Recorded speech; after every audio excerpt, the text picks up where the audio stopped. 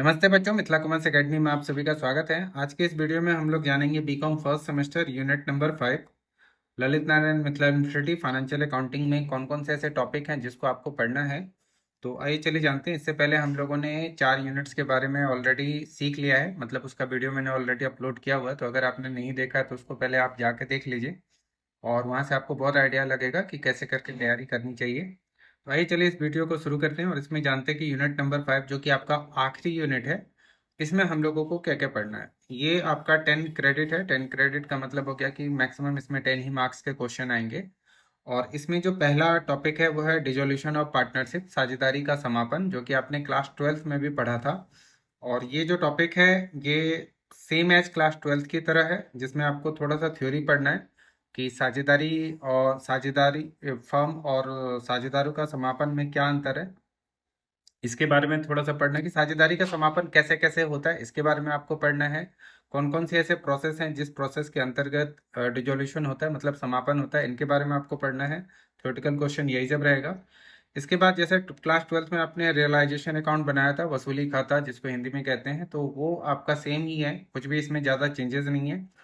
Partners capital account भी same ही है, कुछ भी इसमें चेंजेस नहीं है, ये क्लास 12th की ही तरह बनेगा। कैश एंड बैंक अकाउंट, तो ये जो टॉपिक है यहाँ से लेकर यहाँ तक का जो टॉपिक है ये आपने क्लास 12th में पढ़ा ही था।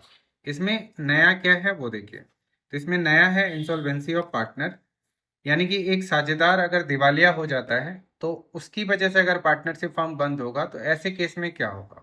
ये एक नया टॉपिक है जिसको आपको पढ़ना है और इसी पे जनरली क्वेश्चन भी आता है। अगर थ्योरी क्वेश्चन भी आए तो इसी पे आता है, प्रैक्टिकल क्वेश्चन भी ज्यादातर इसी पे आता है। ठीक है, तो ये आपका बहुत ज्यादा इंपॉर्टेंट हो गया इसमें।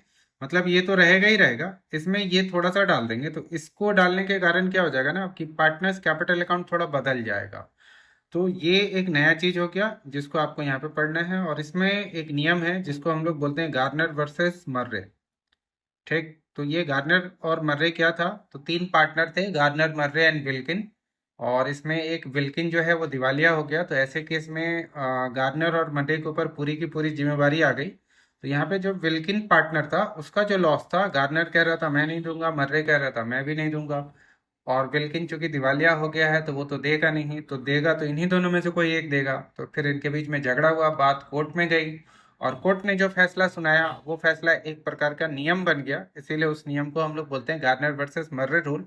तो आपको क्वेश्चन में ये कहा जाएगा कि गार्नर वर्सेस मर्रे रूल को अप्लाई करते हुए आप रियलाइजेशन अकाउंट बनाओ, पार्टनर्स कैपिटल अकाउंट बनाओ और बैंक अकाउंट बनाओ। सो गार्नर वर्सेस मर्रे का जो रूल है उसको आपको थोड़ा सा अच्छे से पढ़ना है और इसके ऊपर भी मैंने वीडियो बनाया हुआ है, लिंक मैं डिस्क्रिप्शन में डाल दूंगा, वहां से आप जाकर देख सकते हैं। ठीक है, तो ये आपका पहला टॉपिक हुआ। दूसरा टॉपिक क्या है वो देखिए। दूसरा टॉपिक है इंसॉल्वेंसी। वो इंसॉल्वेंट यहाँ पे पार्टनरशिप का डिजोल्यूशन हो रहा था, समापन हो रहा था, वो एक अलग टॉपिक है। और इसका जो नाम है इंसॉल्वेंसी ऑफ एन इंडिविजुअल, इसका ये मतलब हुआ कि कोई व्यक्ति दिवालिया अगर होता है तो ऐसे केस में हम उसका खाता किस प्रकार से बनाएंगे। तो इसमें थोड़ा सा थ्योरी डालना होगा कि दिवालिया होता क्या है, कौन कौन दिवालिया हो सकते हैं, हमारे देश में दिवालिया से संबंधित कितने कानून हैं, इसके ऊपर थोड़ा सा थ्योरी आता है।